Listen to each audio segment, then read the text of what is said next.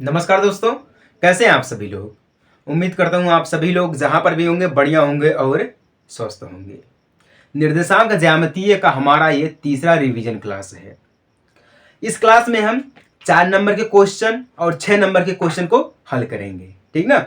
हमेशा की तरह पुराने वाले क्वेश्चन ही हल करेंगे, क्योंकि इसका जो कारण है हम आपको कई बार बताए हैं। जो क्वेश्चन पेपर हमारा बनता है वो पुराने क्वेश्चन के ऊपर ही बनता है, ठीक ना। इसीलिए जब भी हम आपको रिवीजन करवाते हैं या एनालिसिस करवाते हैं तब आपको हम पुराने क्वेश्चन ही एनालिसिस करवाते हैं। समझ में आ गई बात ना। ये जितने भी क्वेश्चन दिए गए बोर्ड पर है सारे के सारे क्वेश्चन हमारे पुराने हैं, ठीक ना। 2019 में ये सब क्वेश्चन पूछे गए थे, 2019 में पूछे गए थे। समझ में आ गई बात ना। अब देखिए, वीडियो में अगर आप शुरू से लेके आखिर तक बने रहेंगे तब आपको समझ में आएगा कि क्वेश्चन को कैसे हल करते हैं, ठीक ना। क्या फॉर्मूला होता है, क्या तरीका होता है। अगर आप देखते हैं फिर बंद कर देते हैं तो मैं भी कहता हूं कि आपको नहीं समझ में आएगा। कोई भी चीज है अगर हम उसको ध्यान से नहीं देखेंगे तो वो चीज भी हमें समझ में नहीं आएगी, ठीक ना। बात है कि नहीं है। जैसे कि रोड पर लड़कियां लड़के जाते हैं तो आप लोग नहीं बड़े ध्यान से देखते हैं कि हाँ वो चीज जा रही है, वो लड़का जा रहा है, कितना बढ़िया लड़का है या कितनी अच्छी लड़की है। देखते हैं ना, ध्यान से देखते हैं ना। तो उसी प्रकार से बोर्ड पर भी आप ध्यान दीजिएगा तब आपको समझ में आएगा, ठीक है ना। देखिए, बोर्ड पर 4 क्वेश्चन लिखा गया है।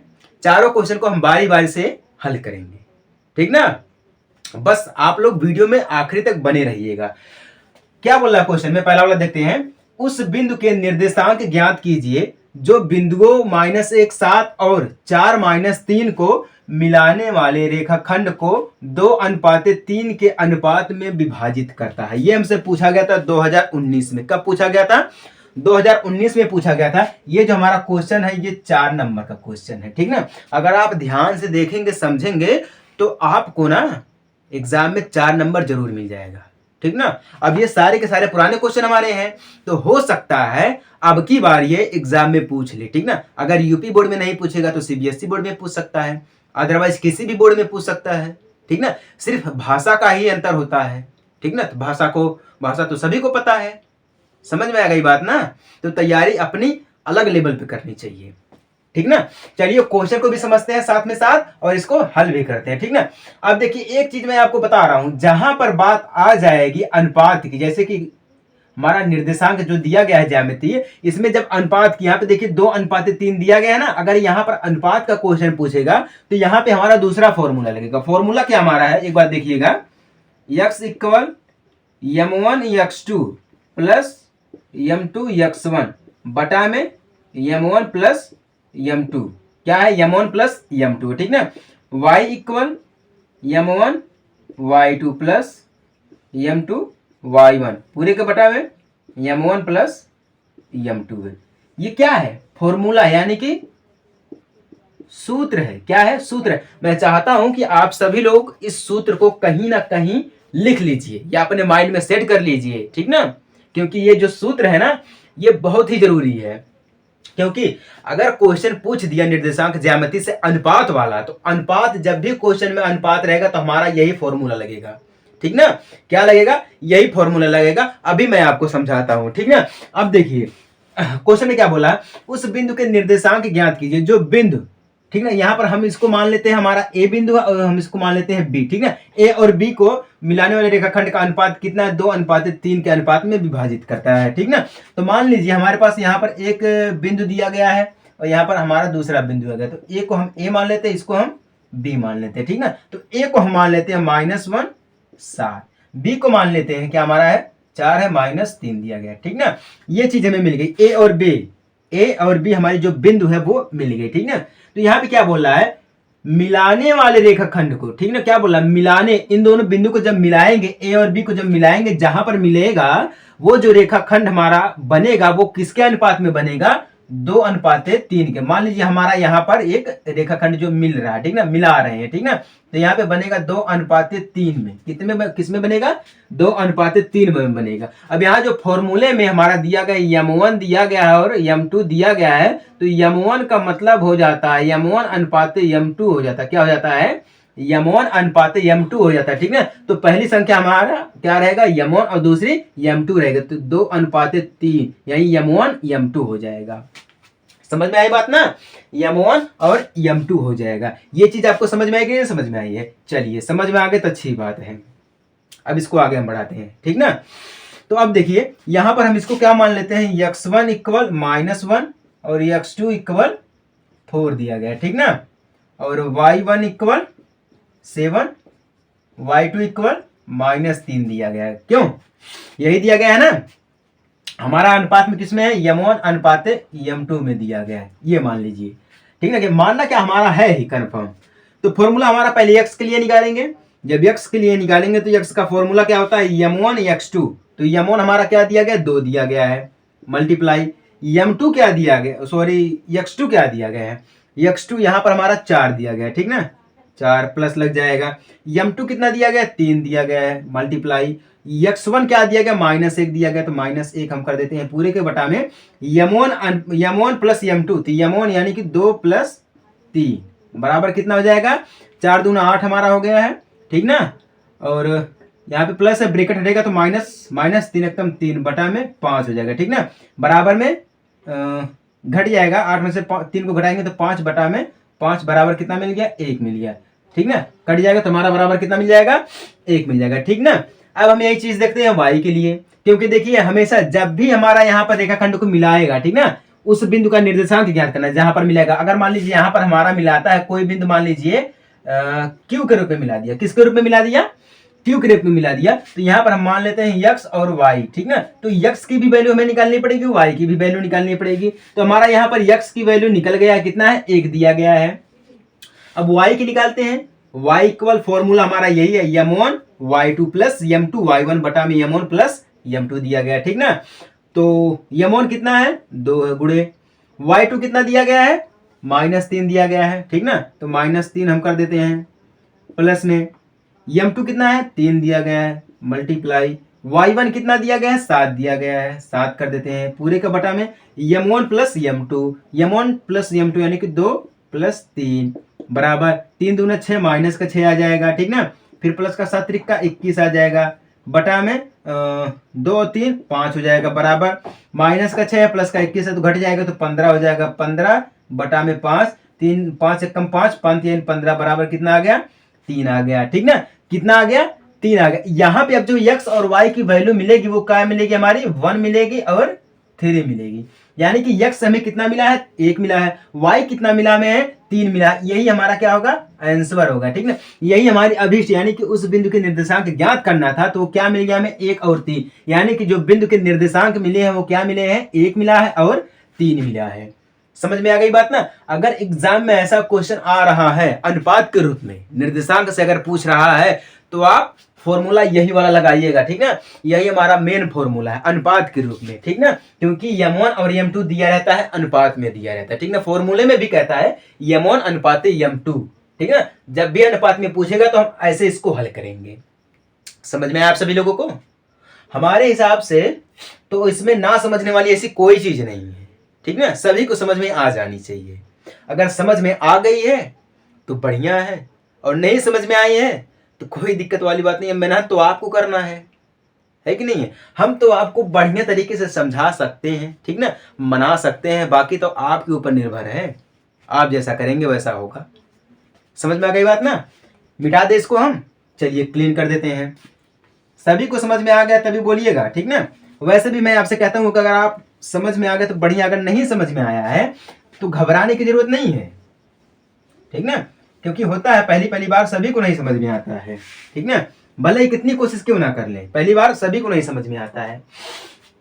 देखिए तीसरा क्या बोल रहा है, आप ध्यान देते हैं। यदि बिंदु दिया गया हमारा है 1 2 4 y x 6 और 3 5, इस क्रम में लेने पर एक समांतर चतुर्भुज के शीर्ष हो तो x और y का मान ज्ञात कीजिए। ये भी क्वेश्चन हमसे पूछा गया था 2019 में, और ये हमसे बोल सकता है 4 नंबर का। कितने नंबर का क्वेश्चन हो सकता है हमारा, ये भी 4 नंबर का हो सकता है, ठीक ना। चलिए साथ में समझते हैं। जब हमारी यहाँ पे बात की जाए चतुर्भुज की, समांतर चतुर्भुज की बात की जाती है, तो यहाँ पर हम कुछ ऐसा बनाते हैं, ठीक ना। यहाँ पर जो हम कुछ ऐसा बनाते हैं, चतुर्भुज हमारा ऐसा बनता है, ठीक ना। तो यहाँ पे हमारा ए बी सी और डी ले लेते हैं, ठीक ना। तो हम पहले को मान लेते हैं ए, इसको मान लेते हैं बी, इसको मान लेते हैं सी और इसको मान लेते हैं डी। तो ए में हम क्या मान लेते हैं 1 2 1 2, बी में क्या मान लेते हैं 4 और y दिया गया है, सी में हमारा क्या दिया गया है x दिया गया है और 6 दिया गया है, डी में हमारा क्या दिया गया 3 दिया गया है और 5 दिया गया है, ठीक ना। यहां पर हमारा ये दे रहा है, तो बोल रहा है कि इस क्रम में लेने पर एक समांतर चतुर्भुज के शीर्ष हो, ठीक ना। जब ये समांतर चतुर्भुज के शीर्ष होंगे तो हम इसको ऐसे मिलाएंगे, क्या करेंगे ऐसे मिलाएंगे, तो हमारा यहाँ पर एक बिंदु बनेगा P। क्या बनेगा, क्योंकि यहाँ पे बोल रहा है इस क्रम में लेने पर समांतर चतुर्भुज के शीर्ष बन रहे, क्या बन रहा है समांतर चतुर्भुज के शीर्ष बन रहे हैं, तो हमारा एक बिंदु क्या मिल गया यहाँ पर P मिल गया। क्या मिला, ध्यान से देखिएगा समझिएगा, यहाँ पे हमारा क्या मिला है P मिल गया है, ठीक ना। तो अब हम इसको ऐसे लेंगे, इसको हम ऐसे घुमाएंगे, तो इसका जो फॉर्मूला बनेगा हमारे पास, तो ये बनेगा x equal x1 plus x2 बटा में 2, y equal y1 plus y2 बटा में 2। ये बनेगा इसका सूत्र। क्या बनेगा, इसका सूत्र बनेगा। जब ये इसका सूत्र बनेगा, क्योंकि ये समांतर चतुर्भुज है, क्या हमारा ये समांतर चतुर्भुज है, तो हम इसको इस प्रकार से बैठाएंगे। इसका जो फॉर्मूला बनेगा ये हमारा x equal x1 plus x2 बटा में 2, y equal y1 plus y2 बटा में 2, ये हमारा यहाँ पर बनेगा, ठीक ना। तो हमें x के लिए निकालना है, क्योंकि हमसे ये पूछा है x और y के मान ज्ञात कीजिए, ठीक ना। यानी कि x और y का वैल्यू निकालना है। यहाँ पे y की जगह पे क्या रहेगा और x की जगह पे क्या रहेगा, ठीक ना। तो हम इसको ऐसे लेंगे सी ए। अब हमारा ये सी ए हम इसको अगर ऐसे लेंगे तो हमारा जो x1 बनेगा वो क्या बनेगा x बनेगा, ठीक ना। और जो हमारा x2 बनेगा वो क्या बनेगा 1 बनेगा, ठीक ना। यहाँ पर हमारा ये बन जाएगा, ठीक ना। y के लिए जब हम लेंगे, जब y का हम फॉर्मूला यूज करेंगे, तो हमारा यहाँ पर क्या लिखा d और b बनेगा, d और b, क्योंकि ये समांतर चतुर्भुज है, ठीक ना। ये क्या है शीर्ष को मिला रहा है, इस क्रम में इसको हम रखेंगे, ठीक ना। तो यहाँ पर हमारा y क्या बनेगा, y1 क्या बनेगा, y1 हमारा यहाँ पर ये तो हमारा x हो जाएगा, ये भी हमारा x हो जाएगा, तो y1 क्या बनेगा 5 बनेगा, ठीक ना। फिर y2 बने क्या बनेगा y बनेगा। क्लियर ना। अब चलिए रखते हैं x, यानी कि x की वैल्यू निकालते हैं। तो x1 प्लस x2, x1 क्या दिया गया है x दिया गया है, प्लस x2 क्या दिया गया 1 दिया गया, बटा में 2 कर देते हैं, ठीक ना। बटा में 2 कर देते हैं, हमारा यहाँ पे बटा में 2 हो गया। तो ये किसके बराबर में आएगा 3 प्लस 4 के बराबर में आएगा। 3 प्लस 4, यहाँ पे हमारा 3 है, प्लस में 4 दिया गया, क्या दिया गया है 3 प्लस 4 बटा में 2, ऐसे हम करेंगे, ठीक है। क्योंकि ये समांतर चतुर्भुज है, इसके लिए हम निकालेंगे तो ये फॉर्मूला बनेगा। तो ये किसके बराबर में 3 4 के बराबर में है, ठीक ना।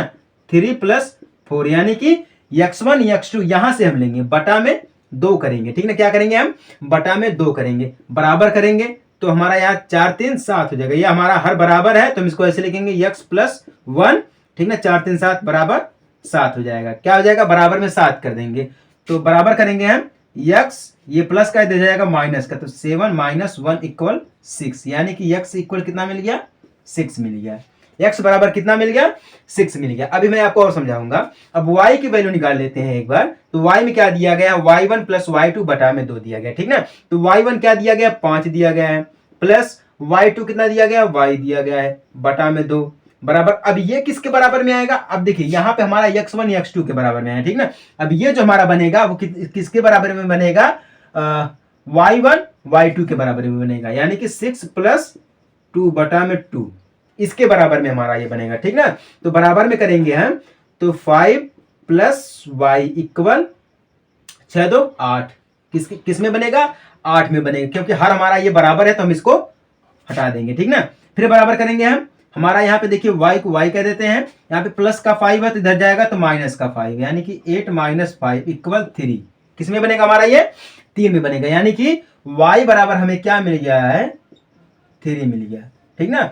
x की वैल्यू 6, y की वैल्यू हमें क्या मिल गई 3 मिल गई। यहाँ पे जो हमारी y थी तो हम यहाँ पे लिखेंगे 4 3, ऐसे हमारा यहाँ पे x क्या था 6 और 6, ऐसे हम इसको करेंगे, ठीक ना। जो हमारी तीसरी में यानी सी में आएगा वो क्या आएगा 6 आएगा, और जो हमारा बी में है वो 4 3 आएगा।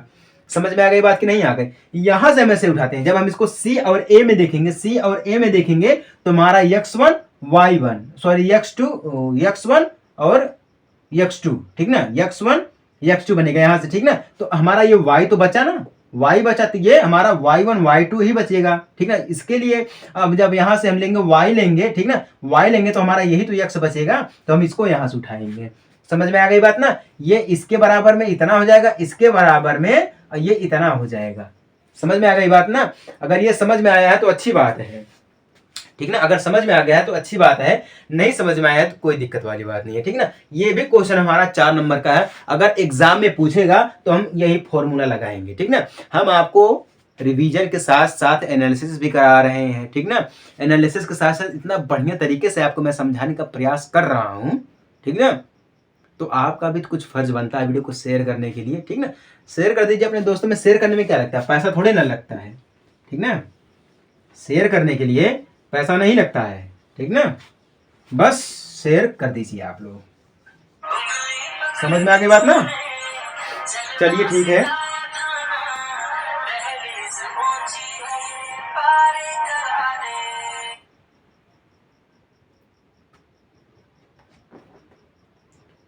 ओह,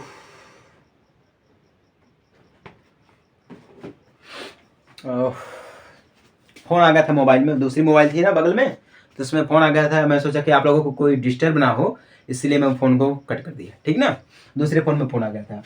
देखिए, अब देखिए तीसरा क्वेश्चन क्या बोल रहा है, x और y में एक संबंध ज्ञात कीजिए यदि बिंदु x y 1 2 और 7 0 संरेखीय है तो, ठीक ना।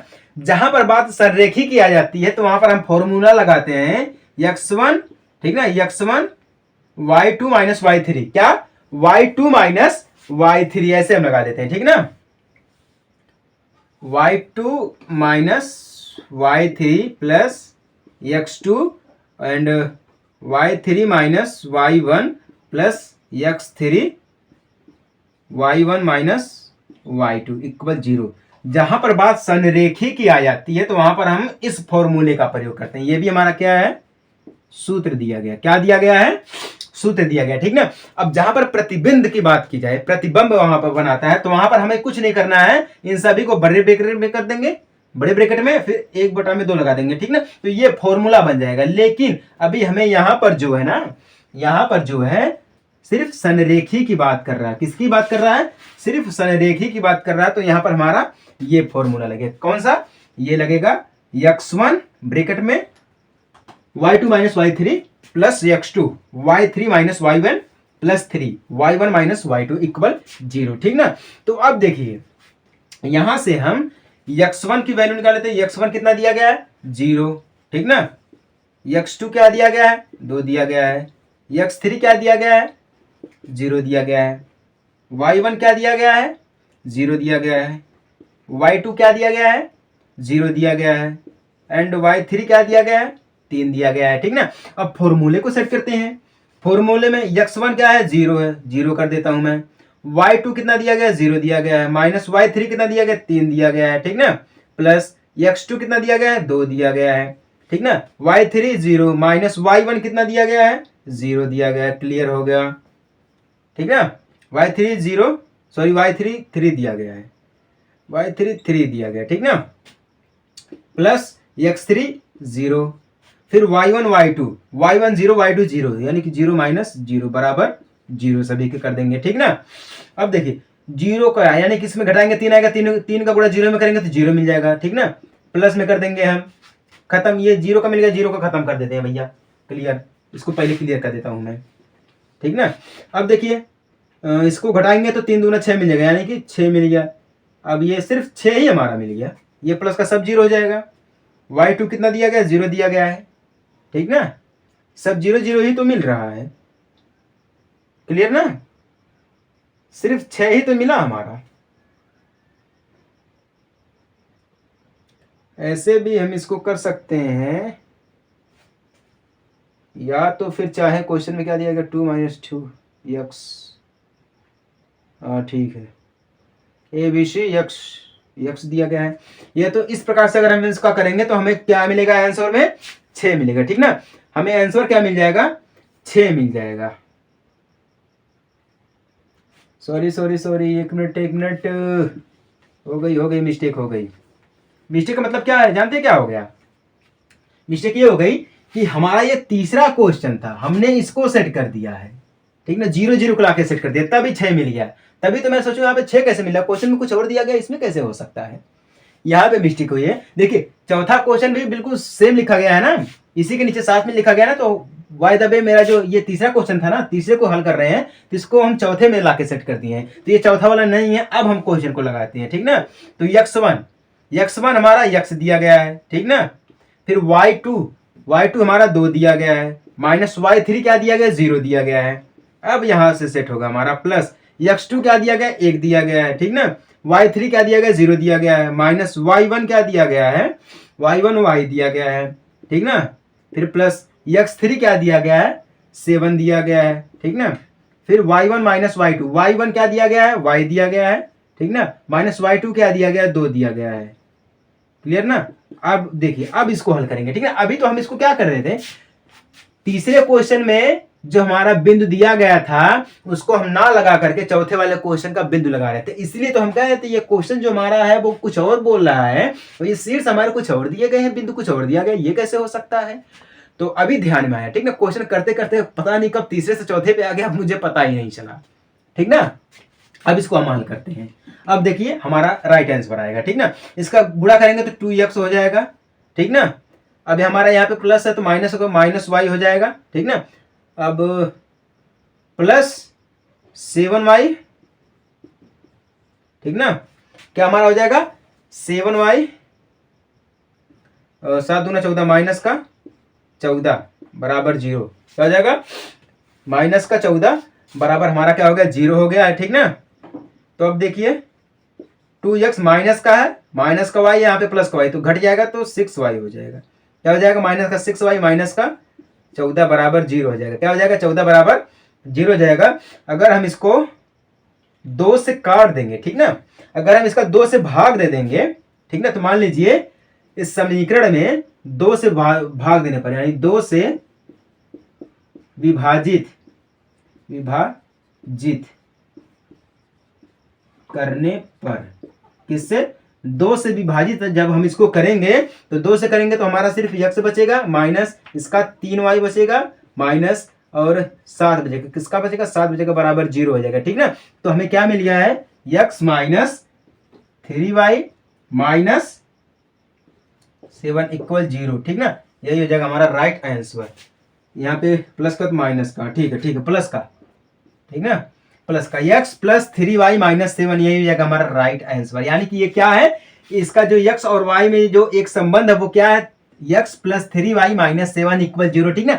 ये इसका एक संबंध है, ठीक ना। और ये जब इसका संबंध मिल जाएगा तो ये हमारा क्या हो जाएगा, संरेखीय हो जाएंगे, ठीक ना। ये क्या है, संरेखीय हो जाएंगे। अब यही जो हमारा समीकरण है ना, यही इसका एक संबंध दर्शाता है, ठीक ना। जो हमारा जो समीकरण है यही इसका एक संबंध दर्शाता है। समझ में आ गई बात ना। देखिए आपके पास टाइम कम बचा है। टाइम कम का मतलब ये है कि जैसे कि देखिए आपका जो एग्जाम होने वाला है वह फरवरी में स्टार्ट है, जो आपका दिसंबर है वो खत्म हो चुका है, दिसंबर खत्म, जनवरी में पेपर ही है। आपके पास टाइम सिर्फ 1 महीने का है, जनवरी का बचा है, ठीक ना। और जनवरी में ठंडी के कारण जो हमारा कॉलेज भी बंद रहेगा, है कि नहीं है, ठंडी के कारण जो हमारा स्कूल कॉलेज जो बंद रहेंगे, तो तैयारी कहाँ से होगी। तो तैयारी जो आपको है ना वो ऐसे ही चैनल से करनी पड़ेगी, यूट्यूब से देख के करनी पड़ेगी, या कुछ लोग के अंदर जब ज़्यादा हिम्मत रहती है ना तो वो क्या करते हैं, कोचिंग जाते हैं। क्या करते हैं, कोचिंग जाते हैं। समझ में आ गई बात ना। चलिए समझ में आ गई तो अच्छी बात है। अब हम चौथे क्वेश्चन पे चलेंगे, ठीक ना। अब हम कहाँ पर जाएंगे, चौथे क्वेश्चन में जाएंगे। अब देखते हैं, समझते हैं। समझ में आ गया कि नहीं तीसरा क्वेश्चन। ये भी हमारा 4 ही नंबर का क्वेश्चन है, ठीक ना। ये भी हमारा 4 ही नंबर का, ऐसा मत सोचिएगा कि ये 4 नंबर का हमारा क्वेश्चन नहीं होने वाला। 4 नंबर का ये भी हमारा क्वेश्चन है। ये क्या बोल रहा है, चौथा वाला, उस त्रिभुज का क्षेत्रफल ज्ञात कीजिए जिसका शीर्ष हो ये, ठीक है। अब ये आप आया है, ठीक ना। तो शीर्ष, जब भी क्षेत्रफल की बात की जाती है तो फॉर्मूला हमारा वही लगता है 1/2, जो अभी हम आपको बताए हैं, ठीक ना। x1 y3 minus y2 minus y3, ठीक ना, y2 minus y3 plus x2, y3 minus y1 plus x3 y1 minus y2 equal 0। ये फॉर्मूला क्षेत्रफल के लिए हम इस फॉर्मूले का प्रयोग करते हैं। किसके लिए? क्षेत्रफल के लिए हम इस फॉर्मूले का प्रयोग करते हैं। तो 1/2, ठीक ना। तो x1 क्या दिया गया? 0 दिया गया है। y2 क्या दिया गया? 0 दिया गया है। माइनस y3 क्या दिया गया? 3 दिया गया है। प्लस x2 क्या दिया गया? 2 दिया गया है। y3 3 दिया गया, y1 0 दिया गया है, प्लस x3 0 दिया गया है, y1 माइनस y2 सब 0 दिया, माइनस 0 बराबर 0। ठीक ना। अब हम सबसे पहले ब्रैकेट के अंदर वाले को हल करेंगे। तो 1/2 कर देंगे हम, ठीक ना। 1/2 कर देंगे। तो अब यहाँ से देखिए 0 में से 3 को घटाएंगे तो हमें 0 ही मिलेगा। अब 0 का गुणा, 0 में से 3 घटाएंगे तो ठीक है 3 मिलेगा, लेकिन इसका जब गुणा करेंगे 0 में तो 0 ही मिलेगा। 0 प्लस 2, 3 दूना 6 हो जाएगा।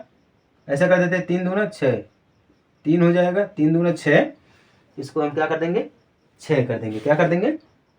6 ऐसा। लेकिन पहले ब्रैकेट के अंदर वालों को हल करते हैं। तो 3 यानी कि 0 2 मिल जाएगा, ठीक ना। 2 क्या मिल गया भैया हमें? यहाँ पे 3 मिला है, y3 मिला है, ठीक है। क्वेश्चन में दिया गया y3 दिया गया है। उसके बाद क्या दिया गया है? 2 3 दिया गया है। तो हमें क्या मिल जाएगा? 2 मिल जाएगा, 3 मिल जाएगा। हाँ ऐसे करेंगे हम, ठीक है ठीक है। तो यहाँ पे इसका गुणा करेंगे हम 3, एक बार हमें 2 मिलेगा, फिर यहाँ पे प्लस में मल्टीप्लाई 3 x3 ये दिया गया है, क्वेश्चन में ये दिया गया, ठीक है। यहाँ पे हमें मल्टीप्लाई में 3 दिया गया है, मल्टीप्लाई 3, 3 एकम 3, हाँ ठीक है, ठीक ना।